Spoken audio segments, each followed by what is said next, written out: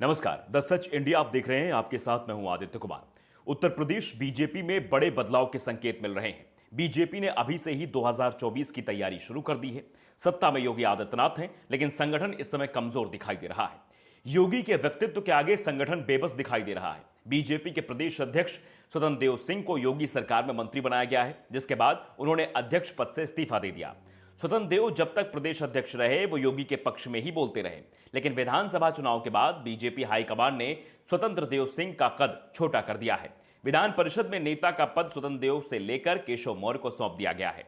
इसके साथ ही तलाश बीजेपी अध्यक्ष की भी हो रही है।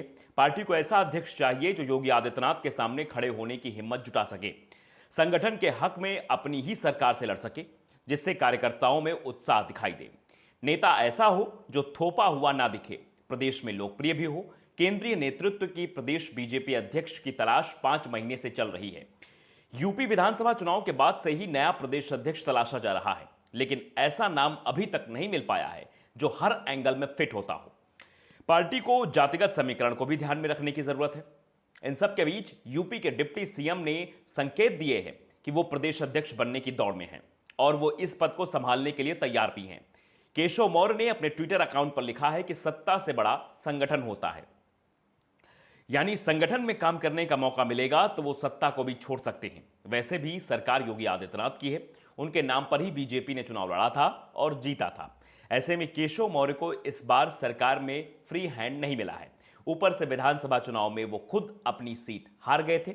ऐसे में वो सरकार में शुरुआत से ही अपना दबदबा कायम नहीं रख पाए, इसलिए केशव मौर्य अब संगठन में लौटना चाहते हैं। 2017 के यूपी विधानसभा चुनाव के समय भी केशव मौर्य यूपी बीजेपी के अध्यक्ष थे और जब बीजेपी गठबंधन को 403 में से 325 सीटें मिली तो सीएम पद के लिए उनका नाम सबसे आगे था। लेकिन बाद में केशव इस दौड़ में पिछड़ गए और डिप्टी सीएम बनाए गए। लेकिन अब मौर्य फिर से प्रदेश अध्यक्ष पद की कमान संभालना चाहते हैं। मौर्य को अमित शाह का बेहद करीबी माना जाता है।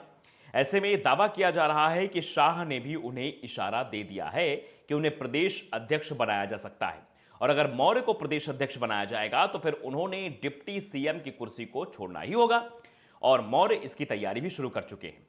2024 में केशव फूलपुर सीट से लोकसभा चुनाव भी लड़ सकते हैं और 2024 में भी केंद्र में सरकार बीजेपी की बनी तो उन्हें केंद्र में मंत्री भी बनाया जा सकता है। दरअसल केशव मौर्य के सहारे बीजेपी सपा में गए स्वामी प्रसाद मौर्य की काट करना चाहती है। वैसे केशव को डिप्टी सीएम बनाकर बीजेपी ने मौर्य समुदाय को खुश करने की कोशिश की है, लेकिन अब प्रदेश अध्यक्ष पद की जिम्मेदारी देकर पार्टी मौर्य को योगी के बराबर खड़ा करना चाहती है। केशव मौर्य बीजेपी के प्रदेश अध्यक्ष बनते हैं तो जाहिर सी बात है कि स्वामी प्रसाद मौर्य उनके आसपास भी नहीं होंगे। वैसे भी स्वामी प्रसाद भी इस बार विधानसभा का चुनाव हार चुके हैं। स्वामी के तमाम करीबी भी चुनाव जीत नहीं पाए थे, लेकिन अखिलेश यादव ने स्वामी प्रसाद को एमएलसी बनाकर साफ कर दिया है कि सपा के लिए स्वामी बेहद जरूरी हैं और स्वामी प्रसाद मौर्य की मौर्य समाज में लोकप्रियता का अंदाजा बीजेपी को भी है। इसलिए बीजेपी समय रहते मौर्य समाज को पूरी तरीके से अपने पाले करने में जुटी हुई है। ऐसे में सवाल उठ रहा है कि अगर केशव मौर्य को डिप्टी सीएम पद से हटाकर बीजेपी का प्रदेश अध्यक्ष बनाया जाता है तो उनकी जगह बीजेपी किसे डिप्टी सीएम बनाएगी।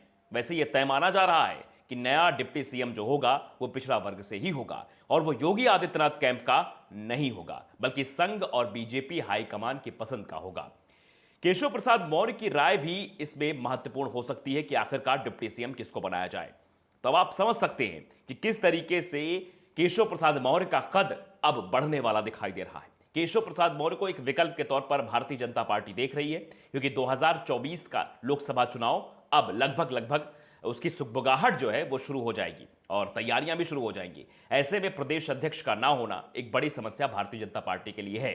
इसीलिए केशव प्रसाद मौर्य फिर से प्रदेश अध्यक्ष बन सकते हैं, ऐसी संभावनाएं भी दिखाई दे रही हैं।